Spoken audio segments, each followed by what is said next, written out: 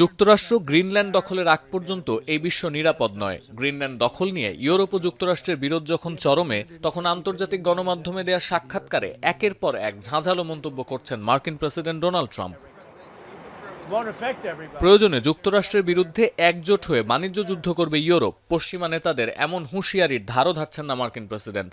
এনবিসিকে দেয়া সাক্ষাৎকারে ট্রাম্প বলেছেন, গ্রিনল্যান্ড দখলে যারা বাধা দিচ্ছে তাদের উপর শুল্ক আরোপের বিষয়ে শতভাগ নিশ্চিত তিনি। তবে এড়িয়ে গেছেন সেনা পাঠিয়ে দ্বীপ দখলের পরিকল্পনার বিষয়টি। আরও চাঞ্চল্যকর তথ্য, এনবিসি নিউজ বলছে গ্রিনল্যান্ডের পর ট্রাম্পের নজর কানাডার দিকে। দ্বিতীয় মেয়াদে ক্ষমতা গ্রহণের পর এই কানাডাকেই যুক্তরাষ্ট্রের ৫১তম অঙ্গরাজ্য বানাতে চেয়েছিলেন ট্রাম্প।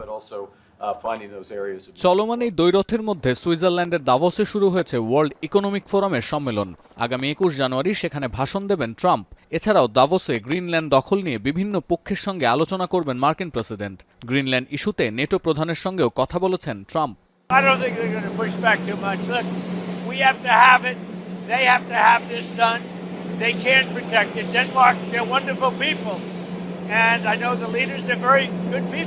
এখানেই শেষ নয়। তুরস্কের রাষ্ট্রীয় সংবাদ সংস্থা আনাদোলুর প্রতিবেদনে বলা হচ্ছে, চলমান উত্তেজনার মধ্যেই গ্রিনল্যান্ডের পিটুফিক স্পেস ঘাঁটিতে বিমান পাঠাচ্ছে যুক্তরাষ্ট্র। North American aerospace defence command x বার্তা এই তথ্য নিশ্চিত করেছে। মূলত কানাডা, ডেনমার্ক ও যুক্তরাষ্ট্রের মধ্যে প্রতিরক্ষা সহযোগিতা চুক্তি অনুযায়ী বিমান মোতায়েন স্বাভাবিক ঘটনা হলেও গ্রিনল্যান্ড ইস্যুতে চলমান উত্তেজনার জেরে মার্কিন সামরিক বাহিনীর এই পদক্ষেপ নানা প্রশ্নের জন্ম দিচ্ছে। যদিও নর্থ আমেরিকান কমান্ড বলছে, ডেনমার্কের সঙ্গে সমন্বয় করেই এই পদক্ষেপ নিয়েছে যুক্তরাষ্ট্র। ট্রাম্পের হুঁশিয়ারি দমাতে পারছে না গ্রিনল্যান্ড ও এর ইউরোপীয় মিত্রদের। নিজেদের ভবিষ্যৎ নিজেরাই ঠিক করবেন বলে সাফ জানিয়েছেন গ্রিনল্যান্ডের প্রধানমন্ত্রী। আর ট্রাম্প চাইলেই সীমা লঙ্ঘন করতে পারেন না বলে মন্তব্য ডেনমার্কের পররাষ্ট্রমন্ত্রীর। ট্রাম্পের সামরিক অভিযানের হুমকির বিপরীতে মহড়া চালাতে গ্রিনল্যান্ডে সেনা পাঠিয়েছে ডেনিশ সরকার। আর চলমান সংকট প্রতিরোধে ব্রিটেনের পররাষ্ট্রমন্ত্রীর সঙ্গে সাক্ষাৎ করেছেন ডেনমার্কের পররাষ্ট্রমন্ত্রী। Og der er det jo rigtig, rigtig vigtigt, at alle os, der tror på international retsorden, får sagt fra.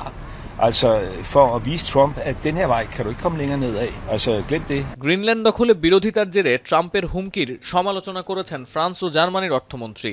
ব্রাসেলসে বৈঠক শেষে একই প্রতিক্রিয়া ডেনিশ অর্থমন্ত্রীরও। যদিও ভিন্ন সুর ব্রিটিশ প্রধানমন্ত্রী কিয়ার স্টারমারের কণ্ঠে। গ্রিনল্যান্ডে সামরিক অভিযানের পরিকল্পনা করছে ট্রাম্প প্রশাসন, এমনটা বিশ্বাসই করেন না যুক্তরাজ্যের প্রধানমন্ত্রী। পাশাপাশি আরও বলেছেন, ইউরোপীয় ইউনিয়নের সঙ্গে তাল মিলিয়ে ট্রাম্পের শুল্ক হুঁশিয়ারির বিপরীতে কোনো পাল্টা পদক্ষেপ নেবে না যুক্তরাজ্য।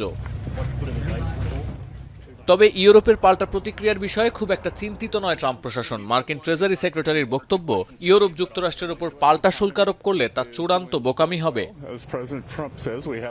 সতীর্থ কর্মকার, এখন বিশ্ব।